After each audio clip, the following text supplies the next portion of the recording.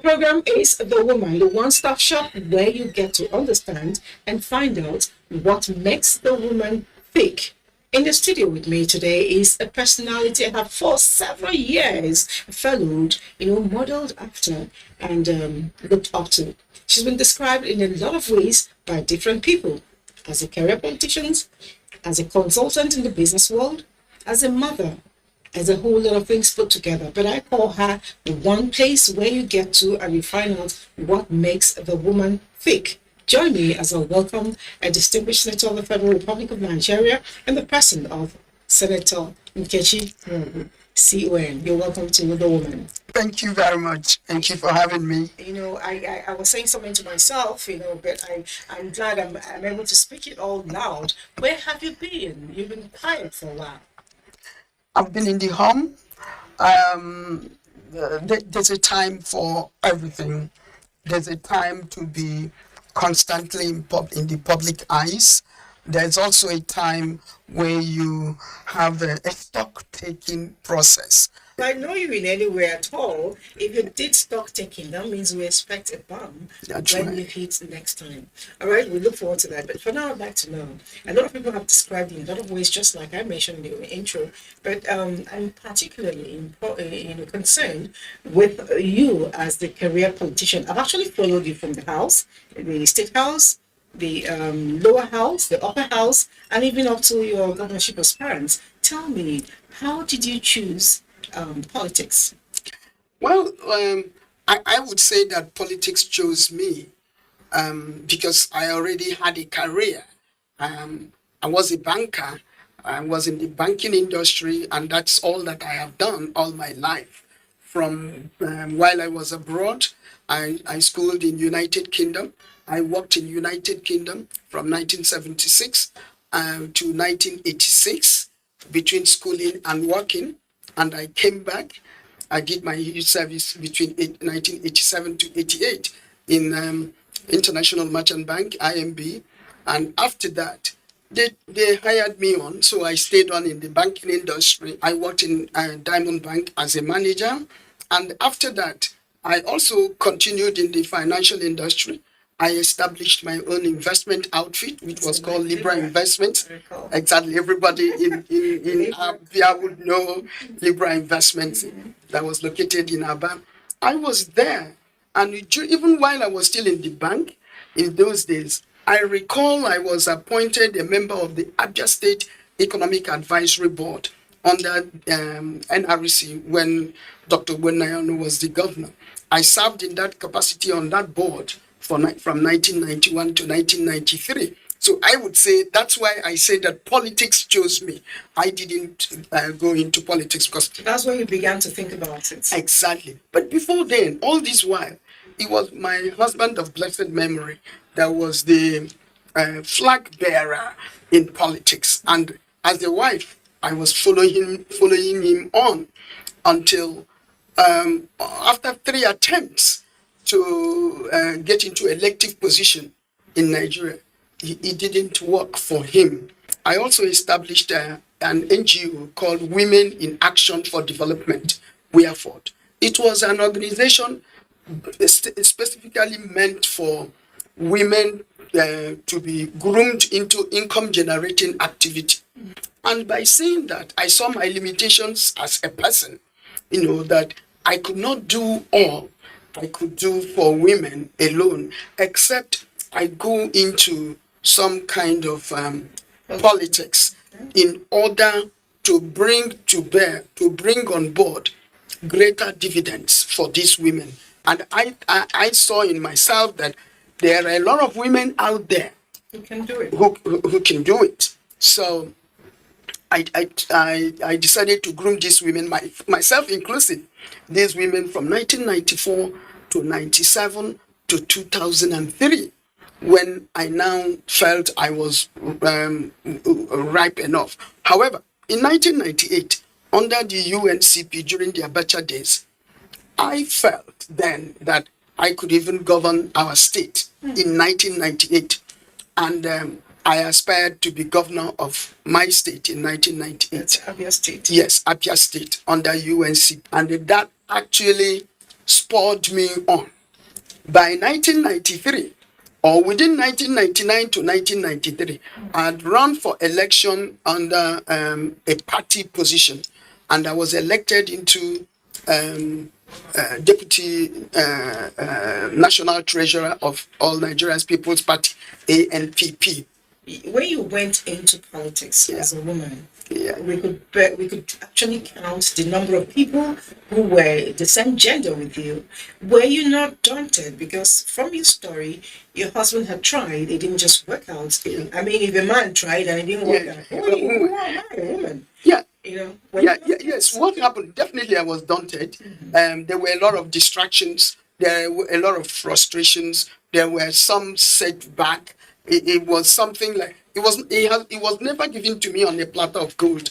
I always worked for it, and that's why I keep telling women, you can never get power or recognition on the platter of gold. It doesn't work. Neither can it work by you are pretending or bringing yourself down to men. With due respect, I respected my husband for 38 years. I was a loyal wife, and I knew that my husband was my boss. He was my head, but I was the neck to direct the head or to assist the head. So I had a blissful marriage, and even told God in various campaigns I went to, that prayers that I had, that if there would be a second coming in life, please give me back, or let Dr. Roland Wong be the one to marry me again in the next world. Because, oh yes, it was a good marriage. But having said that, women are human beings, just like any other human being. I have gone to school, and a man has gone to school. We have acquired our educations, just like any man has acquired his education. Why would you portray a complex on yourself when it comes to governance or when it comes to position of leadership? I think it is wrong. You see, what will propel any woman is your ability to showcase your intellectual prowess, not your gender, not your physical beauty. Beauty will fade. I am a woman, and I'm proud to be a woman. I believe that I am complementary to my male folks. We need to work together because it takes two to tango. All right. Okay, I'll get to talk about that tangling much more later. But I would like to know, you were in the house, both the lower house and the upper house, for quite a while, and I saw a lot of exciting bills. Some you sponsored, some you were part of, and I'd like to know which of these bills, excited you more.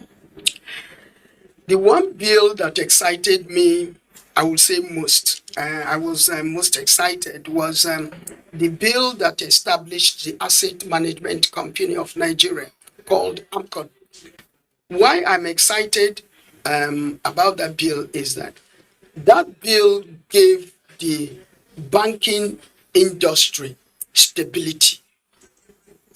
If it were not for the existence of Asset Management Company of Nigeria, AMCON, most banks current banks, a lot of them would have gone down like the ones that went down from 2005 to 2006, 7, and 8.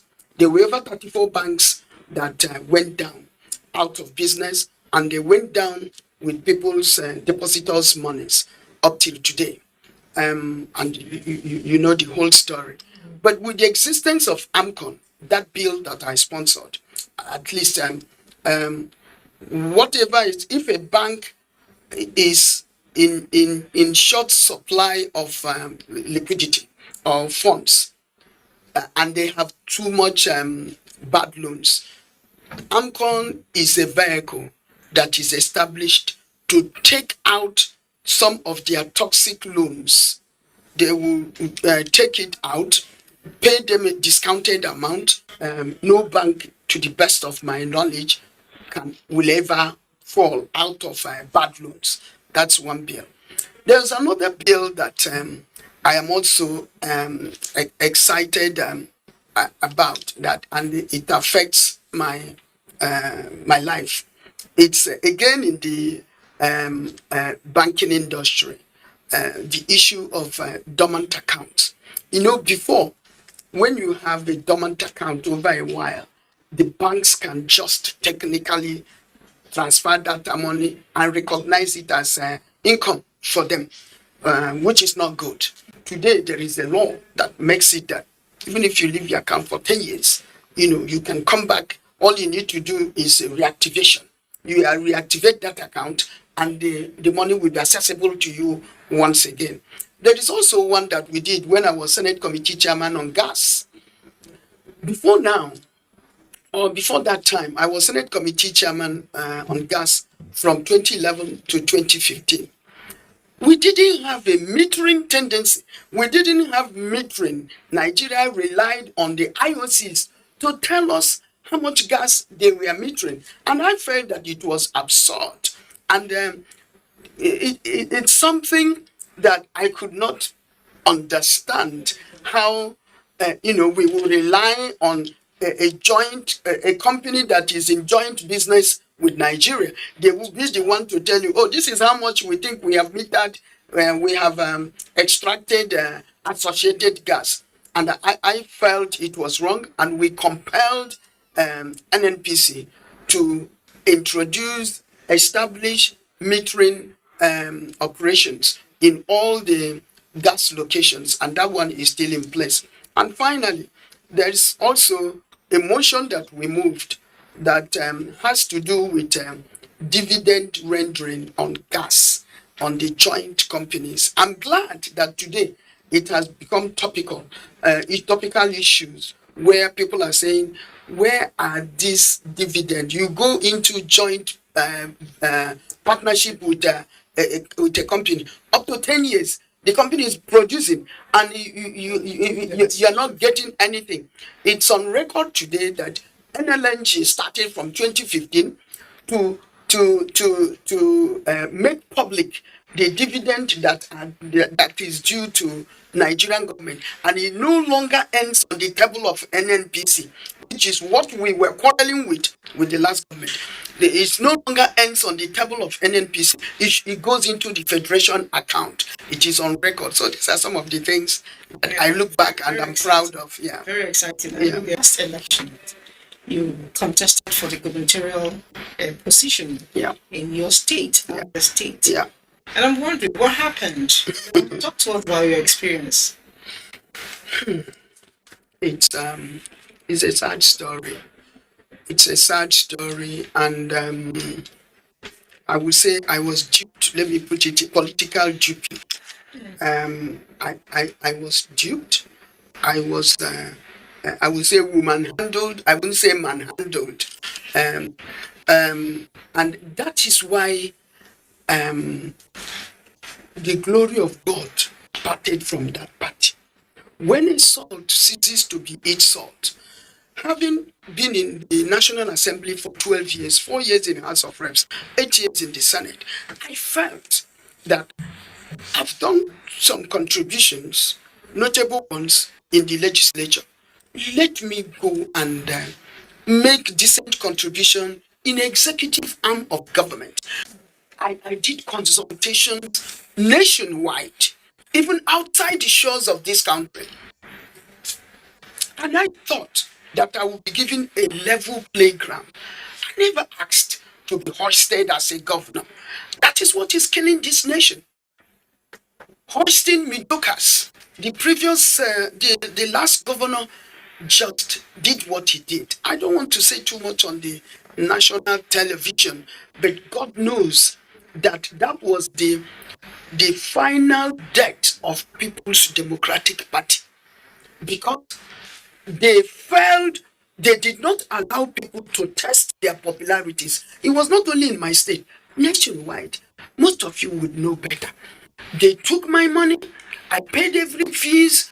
They took all the ones, even the ones that were given to you as this is the thing you need to do. I never asked to be hoisted as a governor. I wanted to be allowed to go out there and contest for the position of governorship candidate first. And if I fail, I would know that my people did not want me. But the last governor would not have it. He trickishly, I don't know what he did, convinced people there was no primary, there was no delegate primaries. He took all his house workers, domestic workers to be the delegate instead of the party 3-man delegate that was supposed to be. That was what happened. I was robbed of my opportunity of testing for my popularity. And during that time as well, that was when my husband was very sick. I had a raw deal. I was badly treated by my people, led by the last governor. In my 2 Senate seats, the same man robbed us. I went up to Supreme Court for them to confirm that my local government was part of my senatorial district. It was a calculated attempt to I would say, to kill himself, not me, politically. But alas, my God is alive. And I am alive today to be in the land of living, to see.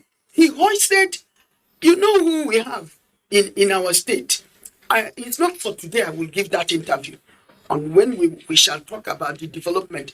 I use this medium to ask NTA to take a searchlight in Abuja State and see where we have been from 1999 to date, and see whether the glory of God has not departed in that place. I challenge every media or any media organization to, I will take care of every logistics. Let them go there and see what is happening. People are suffering, but they suppress the news. That's not why we are here today. So that was my predicament in 2015. But a good general is the one that runs away from the army, from the war, so that you will be alive. Well, I'm not saying I'm going to run or that. To fight again. Exactly. I'm not saying I'm running or not running. Not yet for decision. Okay. That shall come someday. But what I'm saying is that I am a woman. It's not a disadvantage. It's not a deterrent. It's not a setback. It's not a handicap. Because what does it take to be a decision maker in a level like to be a governor governing 184 wards of my state, 17 local government, in my state, 3 senatorial districts. All I want to tell my fellow women out there is, don't expect somebody to hoist you on any position. It comes with a price if you do that. And that price may be, you will be degraded, you will be subdued, you will be dehumanized. Kechinwog is not going to be in that category. Kechinwog is somebody that my late parents starved to train me. Kechinwog is somebody God has molded for better and greater things in life. I believe that. Let me tell you, after 2015, I was already enrolled for my PhD. I'm just at about 10-15% left to conclude it. I'm also doing my MBA in leadership and sustainability in UK. And thank God, in this government, I was given appointment as the Pro-Chancellor, Chairman, Governing Council of University of Calabar. So my hands are full. I'm forever grateful to God. I do not think that the purpose of my coming on earth is just for my personal well-being alone. No. If it were, I wouldn't be here talking with you. I will not. But thank God for my faith. Because I know that if I do not do more things for the well-being of the generality of people out there, on the last day, God will ask you and me, Kechimog, I gave you this opportunity and that opportunity. What did you do? You used it to take care of your children and yourself alone? I don't think God will be happy with me. You've talked so much about your public career and what was, what is, and we look forward to what will be. But I know that moving on, you have actually acquired another title for yourself. That is grandmother. and you don't look it. I keep asking, what does she do? You haven't told us. You say it's DNA. We believe it, but there is more than DNA. But I'm wondering, how are you enjoying grandmotherhood? Oh, I am blessed. Every weekend, I look forward to my 6 grandchildren from my 2 children. Wow, I have 3 children. 2 of them have, this one has 3, this one has 3. So my daughter has 3 children. My first son has 3 children. And every weekend, they come and make my house bubbly. And ordinarily, I would be a lonely woman, but I'm not. Despite the fact that I have colleagues, fellow senators, people in public life, but my weekends are the best. I have my grandchildren. One of my grandchildren saw me every time she runs into my bedroom. I have a reading table. And I said, Summer, don't touch my laptop. He said, Grandma, you're always reading. So you didn't go to school before? So I said, no, Grandma went to school before. Grandma needs to update. Grandma needs to be in tune with the tenets of the demands of leadership of today. And you're talking about my looks. Yes, as a grandmother, I'm in my 60s and I'm proud about that, and I play golf and I'm happy. I see my grandchildren. I am grateful. I'm contented. I'm satisfied. I'm grateful to God. With you and your kids, I'm just wondering as you're speaking, would they call you mommy? Would they call you They call me. senator? No, my grandchildren call me grandma. They call me grandma. Some of my cousins' children, they will call grandma senator. They call me all manners of names. So for women, I'm urging them to get up from your seat. Test yourself. Don't go because kitchen work is I want to be one thing or the other. You say, oh, I want to be like her. You want to start from that thing that kitchen work is doing. No. Remember, I used to I go to village meeting. I tie their wrapper, which is like about 2,000 naira or 3,000. I tie that same type with them.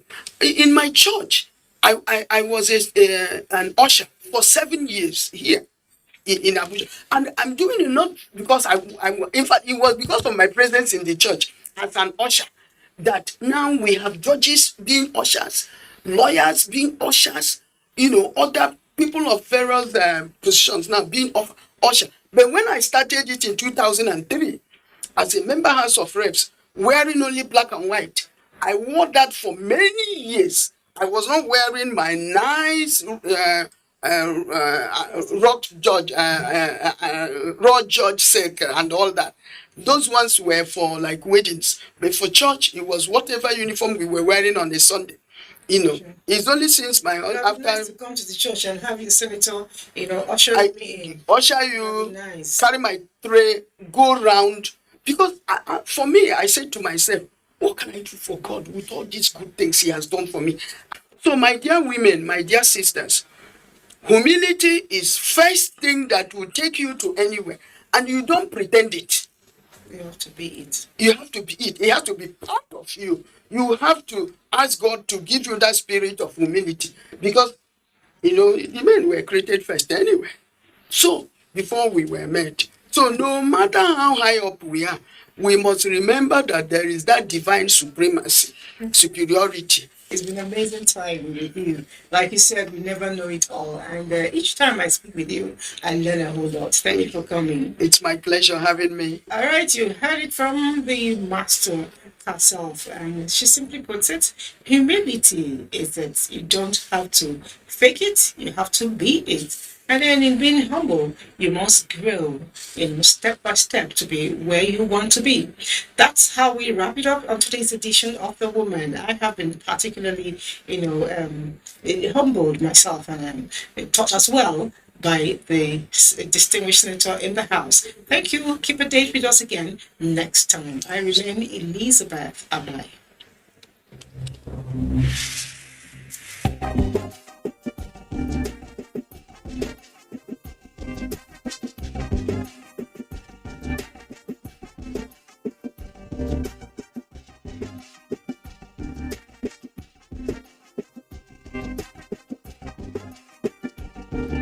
in my children blind doctors or that are not married and they are doing this incredible.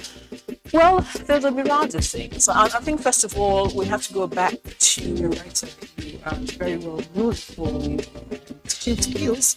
Your students speak a whole lot about you. Miss Nigeria competition. We all have stories to tell. The small boy kicked me to open fire on me, so I said, okay, you can cross the right hand. So that's what how my right hand was cut off. He's working with clothes with which year that it was that guy. No, he's not an ordinary eye. No, he's not an eye. Juju use marry his wife. It all depends on how I handle my story and how you're able to handle your own story. It is what you decide in your mind that determines you, not your situation. I don't hear well. But one thing is, we are better together. Dushman Lucy Pius therapy. Welcome to Against All Odds on the Nigerian Television Authority, a program that brings to your doorstep the lives of persons with disability.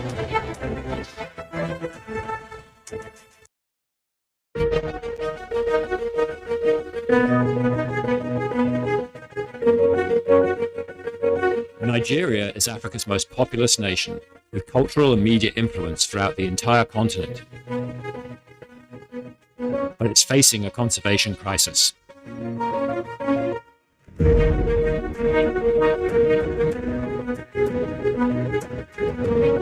Its wildlife and national parks are highly endangered by poaching and illegal logging. It's the epicenter of the illegal trade in ivory and pangolin scales, with tons of products representing thousands of animals seized in recent times by customs. It has strong demand for illegal bushmeat that endangers animals and risks introduction of zoonotic disease. But Nigeria could be a conservation leader. With Lagos leading the way, Nigeria is updating its wildlife legislation.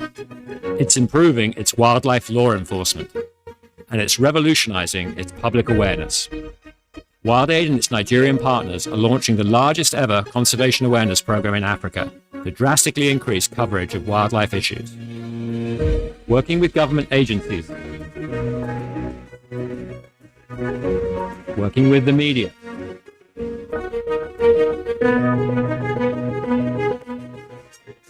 working with prominent Nigerian ambassadors. Report suspicious activity and wildlife crime. To promote Nigeria's national parks. To promote wildlife law enforcement. To raise awareness of the dangers of illegal bushmeat. And to promote alternatives. Nigeria can go from crisis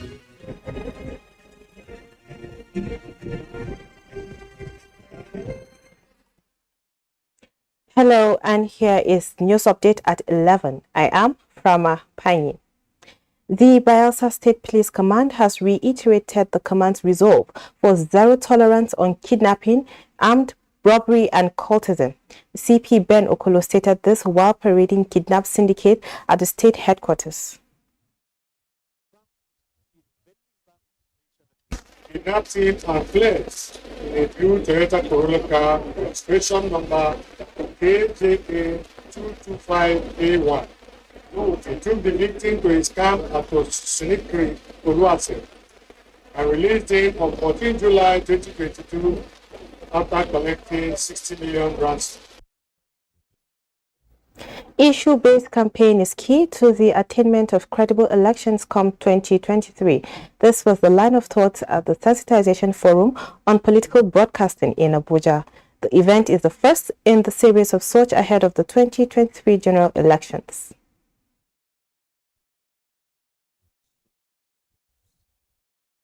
Politics is an intensely partisan activity. The media and INEC stand for neutrality. Our path with the politicians will never cross. We at all times try to give a level playing ground for all the political parties. That's why most of these coverages and most of these platforms are given to them free. A federal high court sitting in Abuja has dismissed money laundering charge filed against former National Publicity Secretary of the People's Democratic Party, Olisa Metu.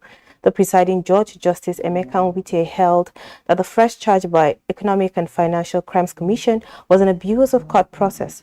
Metu was initially arraigned on a 400 million naira money laundering charge, but his conviction was quashed by the Supreme Court, which ordered a retrial of the case. And that's the news update at this time. Join us at 1 for another. Good morning.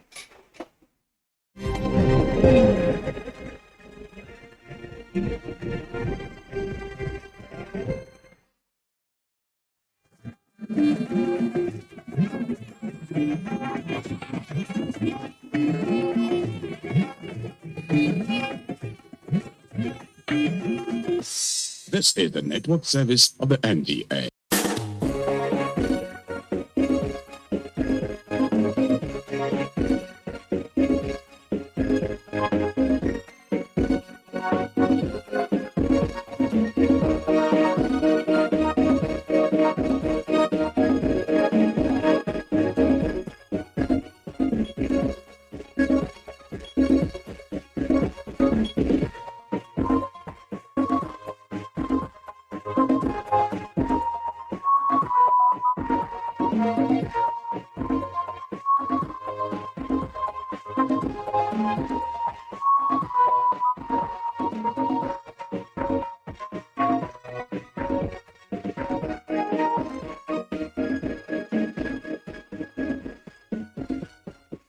Welcome to Insights, everyone. I'm Nnamdi Odipo. And I'm Elizabeth Omori. Always a pleasure to be here.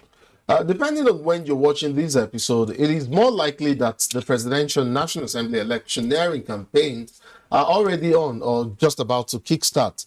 Well, it's intriguing to note that some issues we've raised in past episodes become more germane, now more than before. And so for that reason, I intend to review some of our previous conversations I've had with some guests on Insight, which threw up key elements pertinent to a robust, engaging, issue-based campaign season. Elizabeth, of course, is here as usual, and she will be taking on something quite interesting as well. Elizabeth? Of course, we will deviate from political affairs matters, actually. We were taking a look at the tourism sector, how to harness the potential. And of course, the theme of this celebration sets the tone for the conversation, which is Rethinking Tourism. Very well, then. Let's get the ball rolling. I'm fascinated with the discourse on national monuments and assets and how much is being done to preserve and celebrate the language issue. We have turned English to become like a pride value in our own cultural value. It's not cash transfer. It's not a COVID-19. Invasion 1897 was a deliberate. Many of these people coming to the urban areas now. These and applications, there are terms and conditions. Of course, it is the union of two people, a man and a woman coming together. My name is Nnamdi Odipo. And I'm Elizabeth Omori.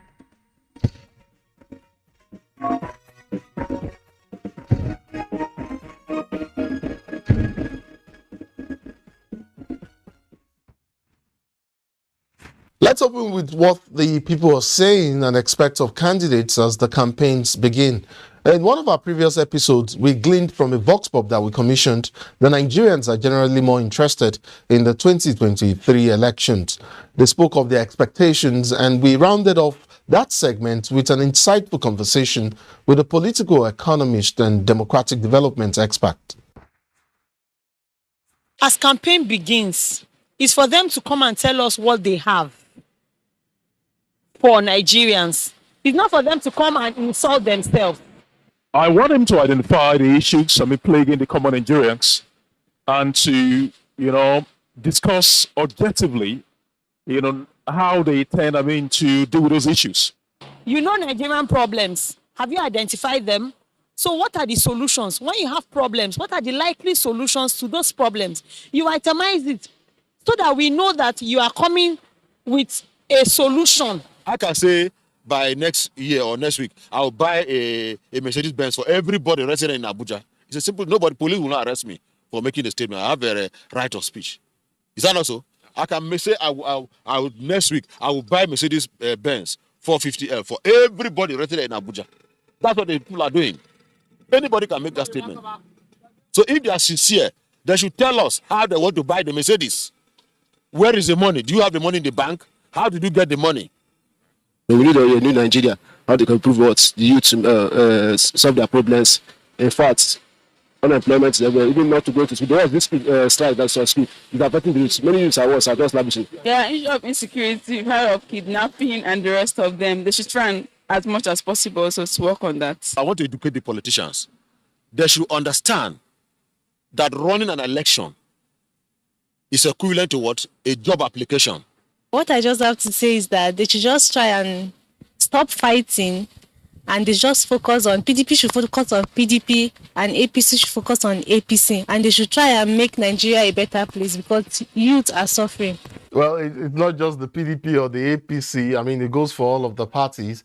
I do have a guest joining me via Zoom to discuss some of what we've gleaned from this Vox Pop. Dr. Stephen Iroro Izu is a political economist and development expert. Welcome to Inside, Doc. It's been a bit. Yeah, it's my pleasure. Good evening, Nigerians. What are your some of your thoughts on some of these issues that members of the public are saying, going by some of what we just heard? Okay, thank you very much for having me. It is very clear that Nigerians today are more conscious than Nigerians before now. You know, more conscious in the sense that the Nigerians know what they want, you know, from their leaders, and then they are not ready to just get empty rhetorics or empty, you know, assurances. You know, so be that as it may, Nigerian political leaders to be, you know, those vying for the 2023 general elections at all levels, you know, must begin to, you know, to come up with tangible, you know, facts of what they want to do. You know, I've always argued that leadership goes beyond just the political aspects. We must look at the economics of leadership. Now, when leaders are only talking about politics, you know, it shows that you know, somehow, you know, some of them may be bereft of ideas. You know, so the economics of leadership must also be hammered on, you know, which translate to development. So, Doc, I mean, you throw these whole economics of leadership into the mix, and I get a sense that some Nigerians feel like they have experienced or are experiencing a psychological contract violation with unmet expectations and all that. Isn't that expected? Even when the least of expectations are met halfway, there would always be critics and hailers, I guess, I suppose. Yes, of course. Nigerians perhaps feel this psychological dissatisfaction because you know, the political leadership is supposed to be the torchbearer of society, according to J.F. Kennedy. Now, bearing the torch means that everything that represents darkness, you know, will be extinguished, will be eliminated. Darkness in the sense that you have poverty, you have ignorance, you have epileptic power supply. You know, leadership is supposed to be in a position to ensure that these existential situations or problems that have been confronting the Nigerian state over a period of time, you know, are done away with. So leaders who are coming to take up the mantle of leadership at all levels must understand the fact that Nigerians are beginning to experience, you know, this frustration, aggression tendency because of previous, you know, failures, you know, of a past leaders. Doc, let me borrow the words of Steve Biko when he said, I would like to remind, and I would like to quote here, I quote, I would like to remind the black ministry and indeed all the black people that God is not in the habit of coming down from heaven to solve people's problem on earth. End of quote. If you put that against elections and governance in Nigeria, I mean, the people, you and I know that people are always praying, yeah, and they expect a miracle to happen. Isn't that part of the challenge? I mean, that Steve Biko highlighted, as against people taking their votes seriously, exercising their franchise, I mean, and electing a government that they can hold responsible, which in turn is answerable to them and also accountable as well to the people. So, and let me just ask you a pointed question. Do you think the people are the core problem that we have, or what? Because like they say, people deserve the leaders or the leadership that they get, since the leaders do not come from outer space but amongst the people themselves. Now, you must understand the fact that Nigerian citizens, we are not very difficult to lead, and we are not also very difficult to persuade. Nigerians are people that want to give you the benefit of the doubt. So it's not as if Nigerians are the creators of their own problems or the kind of leaders that have emerged. Nigerians have been cheated, defrauded, duped, by a few, who have taken for instance, their hospitality, their trust, for granted. But Nigerians are waking up to this reality, to say, no, enough is enough. Let us get the persons who have not just the capacity, but who have that fortitude, of heart, to lead us to the El Dorado that we have always wanted. So I would not want to blame the people, because they have only been cheated, on the basis of the trust that they bestowed on a few, people who have somehow, not lived up to the expectation of the trust, given to them. So I think that leaders, must begin to, Nigerians are beginning to see that their leaders must be people that are not just accessible, before elections, but people that will be accessible even after the elections. So and they are all indications, shows that that the Nigerians are towing that line of trying to remedy, this psychological blackmail on them, by previous administrations. I truly hope so. I hope the level of consciousness, political consciousness and participation that was seen currently translates to, people actually participating in the polls, and we hope for greater and better things ahead. Dr. Stephen Iroro Izu, political economist and development expert, I would like to thank you so much for coming on Insight. Thank you very much. My pleasure, as always. Thank you. Some time ago, I did also discuss the issue of political parties in Nigeria and how they are expected to give national policy directions. Now that the campaigns are here, or nearly here, I suppose, the electorate would be keen on some issues as where contending parties stand on critical national issues like free education, universal healthcare, affordable housing, reduced tax, or should I say, curbing multiple taxation. My point really is, where do these parties and their candidates stand on these issues? How engaged are political parties in the process of understanding what Nigerians really need as against what they want? We are already counting down to the next round of national elections, and the issue of public policy direction is being thrown up. How critical and well have existing political parties in Nigeria influenced national policy directions, and shouldn't they be doing more to ensure that policies being implemented by the government in power, and I mean at various levels now, are responsive to the needs of the people rather than party politics? Yeah, thank you. Very important question, and because ordinarily, what should be the norm is for every government that assumes power. If you want to have a sense on their policy direction, you can look at the party manifesto, for instance. At the state level, you have some states that have governors from different parties, either the APC or the PDP majorly. But what we've seen so far is that there's a huge disconnect between people who win elections and what the parties stand for, which is a clear indication that our parties may have beautifully written party manifestos, but that is all it is. There is a clear lack of capacity in translating this policy direction as reflected in their manifestos into real policy actions when they get into government. So ordinarily, we have a situation where people assume office, but you cannot tell what the policy direction is.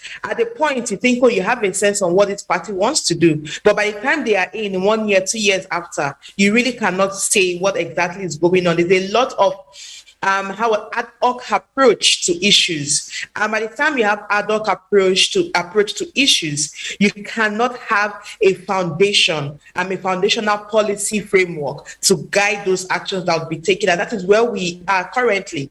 It's not that parties don't have manifestos or that parties don't have constitutions that are beautifully written. It's just that a lot of party members do not even believe in what the party stand for. And because individuals can move across parties, today your APC, tomorrow your PDP, it also creates a lot of confusion for individuals in office to actually understand what their policy direction would be and remain steadfast to that policy direction. You know, it brings me back to the same question again. I mean, you've laid it out beautifully, Cynthia. But I mean, these parties take ownership at the initial stage. Shouldn't there be somewhat of a monitoring mechanism to ensure compliance, to ensure that, look, this is the direction that was set at the onset, and look, you need to continue in this process. These are the policies that we've laid out. So if you take ownership at the conception level, shouldn't that continue reasonably throughout the tenure of a particular government in power? Well, I think the issue here is the fact that performance has never really been the basis for assessment for individuals to return to power. We've not focused on assessing based on performance, because if we had focused, or if we focus on that, parties would take the responsibility to assess individuals who get into government. So the idea of monitoring and evaluation and learning seems to be only an issue within the CSO or the private sector.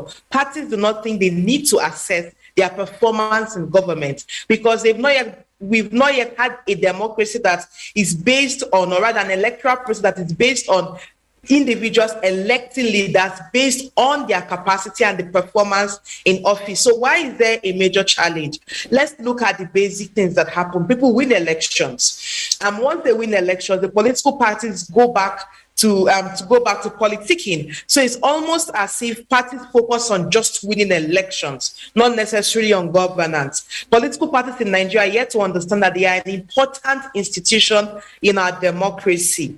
That when an APC or PDP government, for instance, or ADC or any party, SDP, whatever party is in government, that once you win an election, that the next line of action for the parties is to now begin assessing the performance of their representatives. So who represents us at the federal, at the state level? How are they performing? Is this in line with our manifesto? And ensure that they hold their representatives accountable. So if you follow other democracies in the world, be it in Africa or in the Western world, you will see party members also holding their representative accountable and saying, you are not acting in line with our party principles. You're not acting in line with our party guides and policy framework. And so you see the level of accountability is not just left for citizens alone. Political parties play that first role. But we are in a situation where our parties are not properly instituted as political parties, right? It's almost like we have individuals who come together under a party name, which is where there is a problem. How we should work is for every political party, once you win elections, the next line of it's not necessarily about parties, it's about individuals, because there are people who won elections in 2019 who were under APC that will be contesting 2022 under PDP, or who were under PDP but will contest under APC. So how does a party remain accountable to the people if individuals who are in office easily switch roles before the next, easily switch parties before the next election? So honestly, we're in a big situation now, and I think it's left for us as a people to begin to hold the parties to account. We need to actually become familiar with what party manifestos and party constitutions are. So these are informations that are available, right?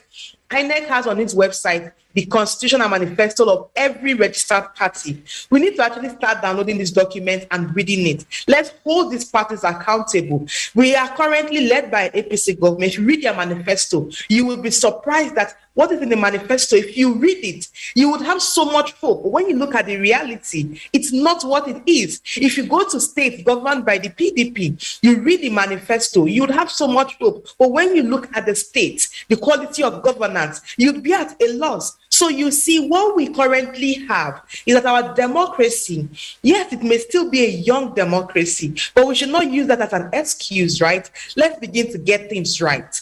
As the people, as citizens, even as media, we need to start engaging parties based on what you have in their manifesto, because while we seem to be moving haphazardly without a direction, it's because at the foundation itself, there is a major flaw. There is a disconnect between those in power, what their party manifesto says, and what their policy direction is. So anything comes and they fall in line. And that is why we continually have this major challenge around public policy and the quality of governance and how parties represent what they ought to represent. Incidentally raised a couple of issues. Yeah, I think I'll just take them one at a time. I mean, you've somewhat inferred that political parties are bereft of ideology, and I would think that as a convergence of people with similar ideas, I mean, it should make it easy or easier for political parties to have specific ideologies. But I mean, we've seen what is playing out in political parties in Nigeria. You've also thrown up the issue of communication tools and perhaps the underutilization of communication, I mean, between the parties and the citizens. But we will take them in due time. I mean, I'll try as much as possible to take you up on some of the issues you've raised. But, you know, there is a fast rising segment out there in the public domain linking low voter participation to rising negative perception of political parties in Nigeria, thus calling for a renewal of political party system and structure. But to what extent can one expect political parties in Nigeria to renew themselves and to better respond to current societal challenges? Well, I think first it begins with citizens making demands on these parties, right? It's time we start voting out parties who do not perform and say, we don't know what you stand for, because at this moment we're confused on what you stand for. That's one part. And the second part is that conversation around, do we need to review the whole system? More like a total overhaul, right? If you look at how these parties emerged, it's almost like the parties were formed to just take over power. It's not necessarily because they had a bigger plan. It was, if you think about the PDP, right, there was a moment of transition. We needed the party to be in place. We needed democracy to be in place. So it was basically about democracy coming and civilian rule. People needed to serve. So that was it. If you think about the formation of the APC, it was more around, we need to build a force that's strong enough to take over power from a ruling party that has been in office for years. So it was more like parties merging together. The ultimate focus at the time for the APC was to take over power. And I think they never really took out time to understand what it means to take over power. So if you think about both parties, they've had both their histories have been basically, let's take over power, not necessarily how do we build this democracy. So while the basic things were done, you bring in the technical experts to put together a constitution and a manifesto, because you need that to register as a party. It was never really about internalizing, for party members to internalize what these documents or what the content of these documents were. And so that is a major flaw. But where is the opportunity? We've been doing this for almost only 3 years. This year, Nigeria's democracy will be 3 years. So there are no longer excuses. Both parties, you've tested power, you've been in power, you've been in opposition at one point in time. So now can you go back and restructure your parties in the way that it truly is an institution that can stand the test of time. So there's a That is exactly why we're throwing up this discourse. And I mean, I know political parties essentially work towards gaining more appeal with the voters. But, and I'll ask you this, I haven't heard all that you've said about redefining political parties and which direction we should be headed. But can they truly, that is the political parties, can they truly evolve if the political system does not? That's a tough question, right? Because it's going to be a journey. It's going to be a process, right? But it's be one step at a time. But for every country or every democracy who experiences different levels of political transition, I think there are several things that they had to do. First, they needed to have a national conversation on what they wanted their political system to look like, which is where we're lacking. We're not having that national conversation now. There's a lot of fragmentation in the society and polarization, right? We are becoming more divisive than united, unfortunately. So we are not taking our time to have that national conversation on what should be the identity of our democracy. We're not having that conversation now. A lot of division and a lot of blame games and a lot of accusation from different sections.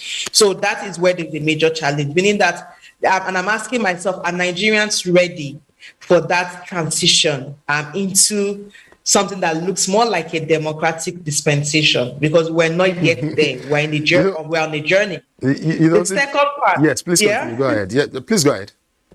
Yeah, the second part is we started building a momentum with the reform process. So normally the electoral reform and constitutional reform processes are important processes in a journey in different lives of democracy in different countries, right? Because that is when the people decide what the legal framework for the elections should look like. And the elections are very important in the democracy. Constitution reviews usually give an opportunity for people to decide what the constitution should look like. However, we're losing that momentum. We're gaining that with the electoral reform when there was a large consensus on we need a new law. But post that, it's almost like everyone has gone back to seats and okay, now we have a new law, things should work out. And then the constitutional review process, the Ninth Assembly has failed to see that as a point or a moment of national cohesion. Rather, it's been treated in such an ad hoc manner as if it were not an amendment of the Constitution. The level of seriousness accorded to that process has honestly, right, is the Constitution we're talking about.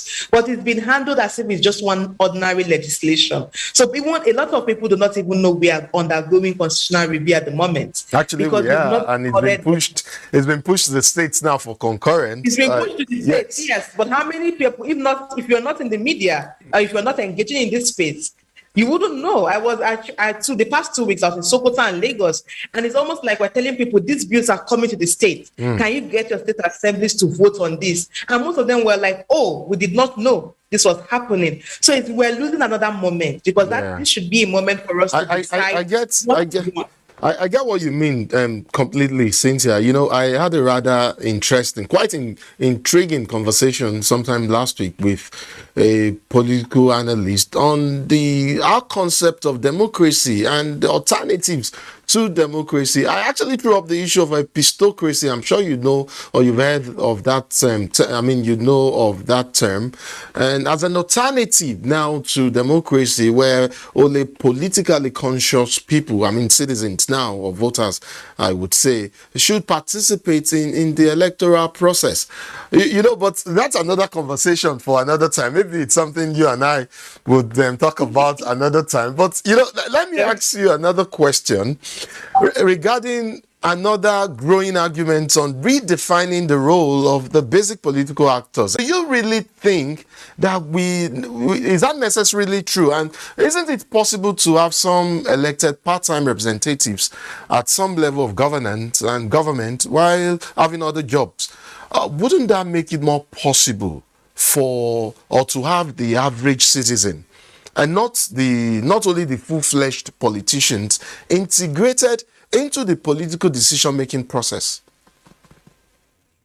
Well, I think for me, there are two ways to look at this, right? The first part is what the cost benefits for that, because there's always the cost angle that if you adopt that, there's a possibility you also reduce cost. But beyond just the cost budgetary wise, is also around what's the cost benefit with respect to quality of leadership. And the other part is if we, because over time, these individuals have not represented the interests of the people. The second, there's a major distrust with the states because people do not even trust the state in itself to serve in the interest of the people. So there's a huge trust deficit or disconnect between the state and the people. And then the third part of it is the quality of information out there. When I'm talking about information and education, it's about understanding what politics in a democracy ought to look like, not necessarily illiteracy level, literacy or illiteracy level, right? And I think I'll look at it from different angles. Now, how do you address the challenge of mistrust? Recently, we started exploring the concept of deliberative democracy. What the idea of deliberative democracy is that you create a system where there is an integration of public deliberation into policy making, where beyond voting at different levels, be it the state, on local or national level, that there is a process where for every policy issue, there is a citizen-led assembly where there are people in a community representing different interests who deliberate on those issues and come up with a resolution which informs policy. That with a culture of deliberation before policies are made, the idea of professional politicians will no longer exist, because that's where politicians exist to just implement the decisions that the people have made through a people or citizens assembly, because at this point there are more people involved in the process. And if you introduce a culture of deliberative democracy at different levels, what do? First, you create a sense of belonging amongst the people. You create a sense of a people-driven policy-making process, because then you have more citizens involved in the process beyond just voting.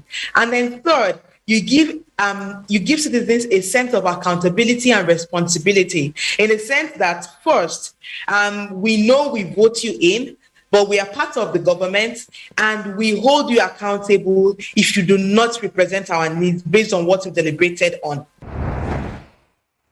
And more recently, I engaged two academics from the National Institute for Legislative and Democratic Studies here in Abuja on the imperatives for a nation in transition. Though it may sound basic, I assure you that I think it could be profound as well. For all of its flaws, Dr. Falaye, democracy and representative governance remains relevant as a unique response to public welfare issues and developments generally. But for the benefits of those less politically enlightened and even critics of democracy itself, please remind us once again, why does it matter? Why does democratic governance, why does it matter for it to be effective? As a key response, public response too. And why can't we embrace, for instance, socialism, for instance, as against democracy? Why democracy? Well, you've raised an important question. Let me refer to a statement made by Pastor Adeboye about probably 7 months ago. He came to Abuja and he met with Ms. Buhari. And after his meeting with Buhari, he had a press statement outside the Asho Rock. And he said that why can't we make or fashion a system that is 100% Nigerian? You know, when he made that statement, even though he has said severally that he's not a politician, but that is politics in essence, because myself, I've written about democracy in Nigeria, constitutional democracy, which is a quite different term. But until we are able to fashion a system that reflects the reality of Nigeria, I don't think we are going anywhere.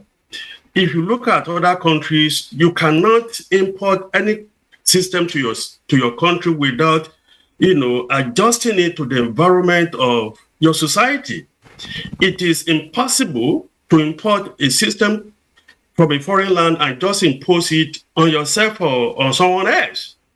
And this is the problem we have been facing in Nigeria today. When I wrote about constitutional democracy in Nigeria, is to see, is there any way we can, fashion a system that will last forever in Nigeria, so to say. Dr. Falaye, I reckon you're referencing the fact that we picked a system from the United States, that of course it's presidential system of government from the United States, which of course is also based on the federal system, on federalism, and yet we don't seem, we haven't applied or are unable to apply some peculiarities here in Nigeria and model our democracy after the fact. Dr. Falaye, am I correct? Well, again, like I've said, when you look at Nigeria is a unique environment.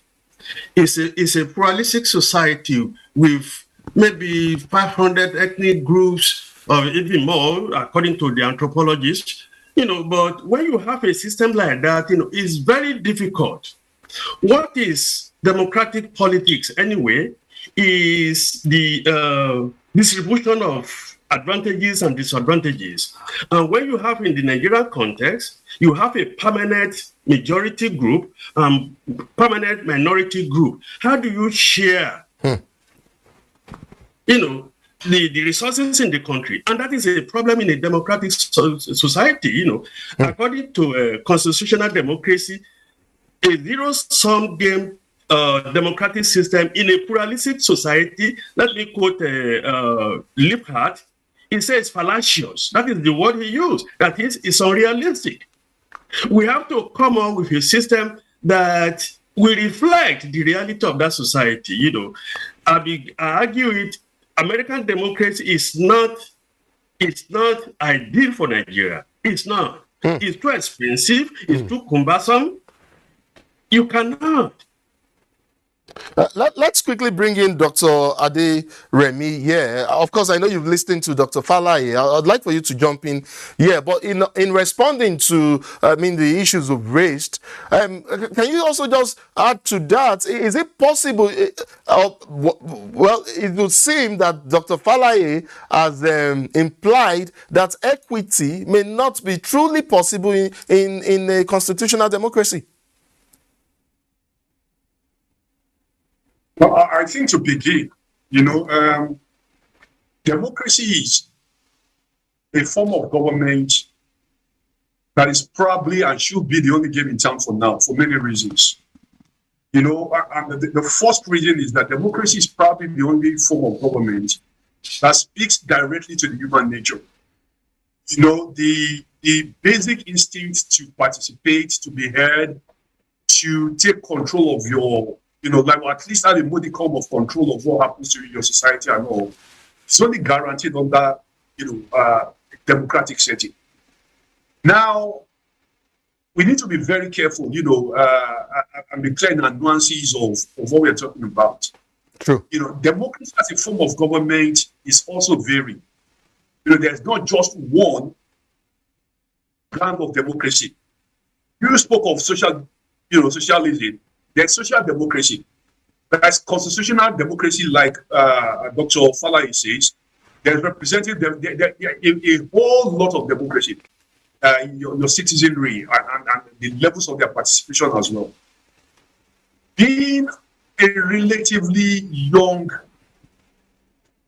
democracy, maybe liberal democracy, is ambitious.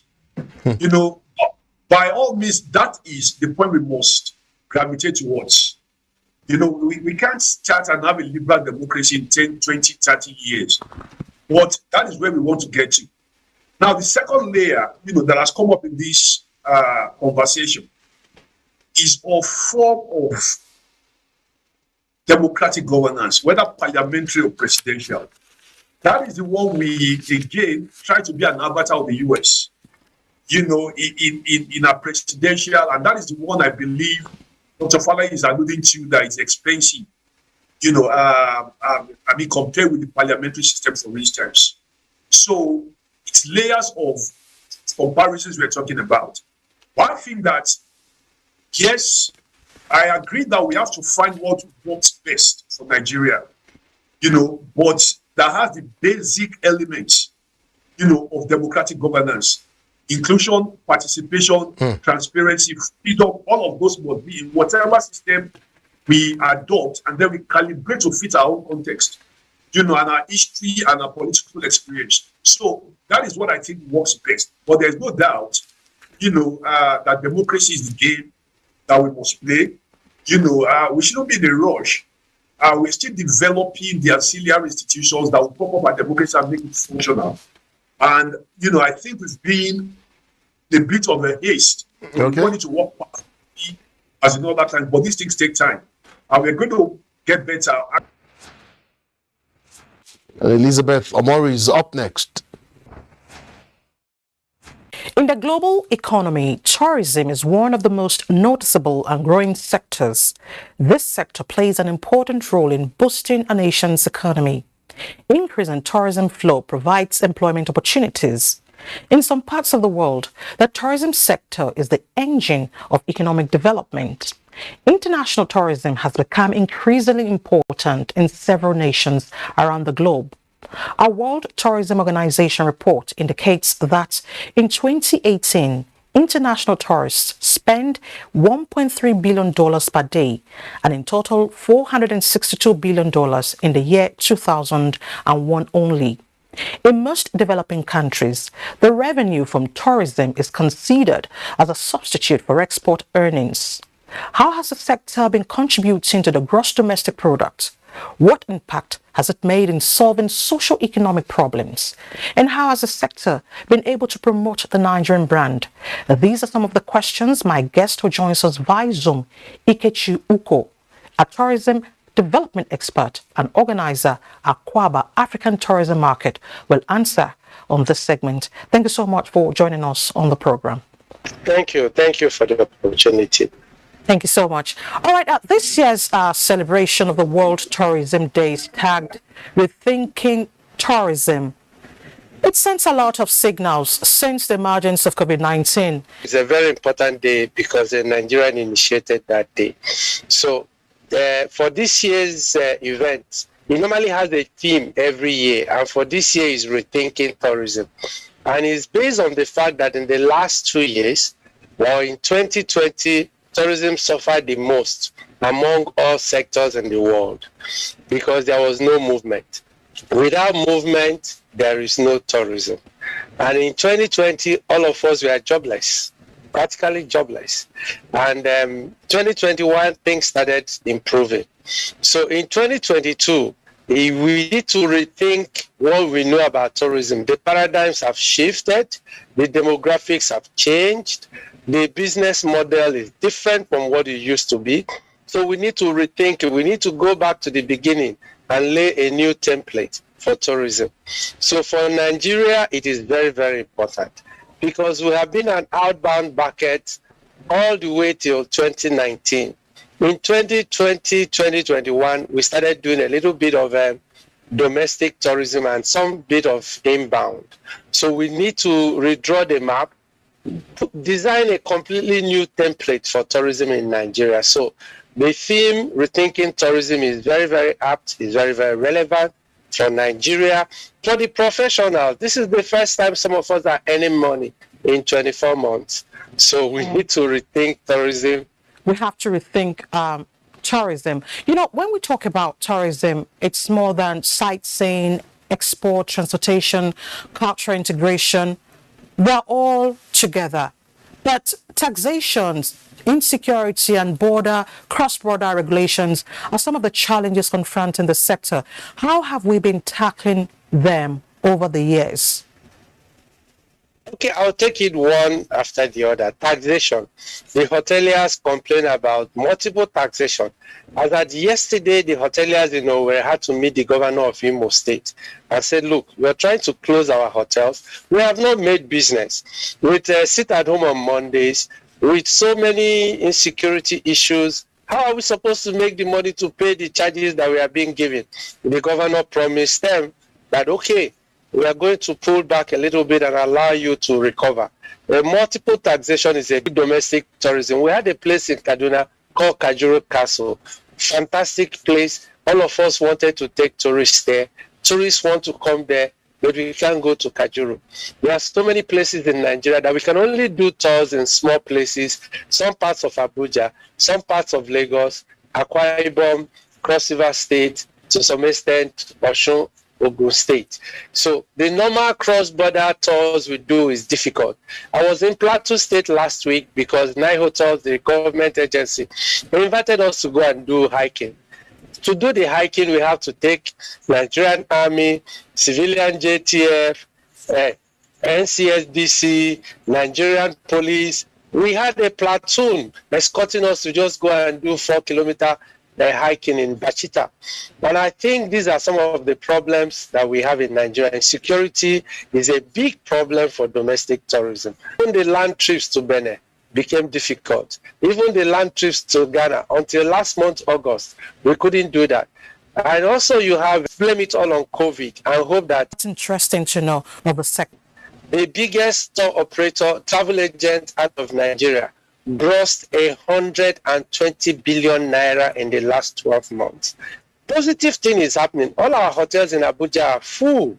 Good news. But they are from internal tourists. That's domestic tourists. But look at other places outside. Are they doing well? No. Are the tour operators growing? No. There is a disconnect between our outbound tourism and our inbound. There has to be backward integration where these big tour operators and travel agencies have to begin to develop domestic tourism. Do you see this sector thriving in years to come?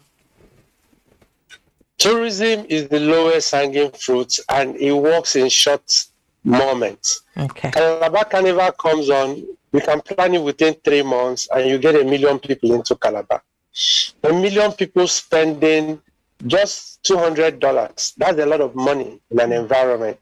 Then imagine where we can get 1 million people to spend $1,000. Let me give you some statistics. In 2018 and 2019, 52,000 Nigerians went to South Africa and they spent $860-something million. That is South Africa. So you can imagine South Africa earned maybe $12-11 billion in that year. Nigerians contributed close to 10% of that.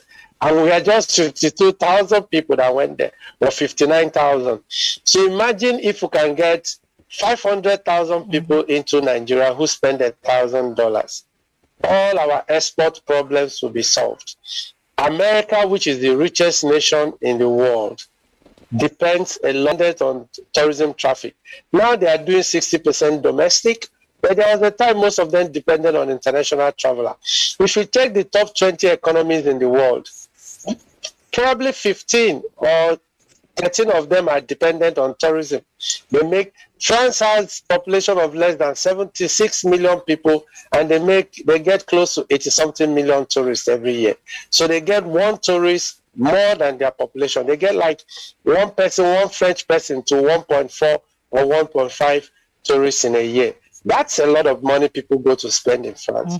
Nigeria should be at the point, as the richest nation in Africa, as the biggest nation in Africa, we should be looking at 10 million tourists. If all Nigerians in diaspora bring one person, you know how they do these multi-level marketing deals, bring one person, who will bring one person, who will bring one person.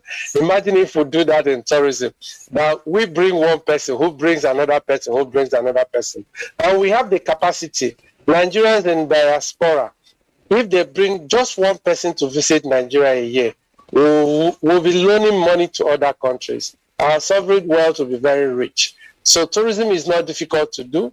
Once you're able to guarantee some level of security, not everywhere, but in some particular locations, we can bring in people to those. Visiting friends and relatives is the biggest business in Nigeria today, tourism business. Every true problem for domestic tourism is insecurity. But for Nigeria to play in the global market, our musicians are doing that. Why are they not playing in Nigeria? Why are they not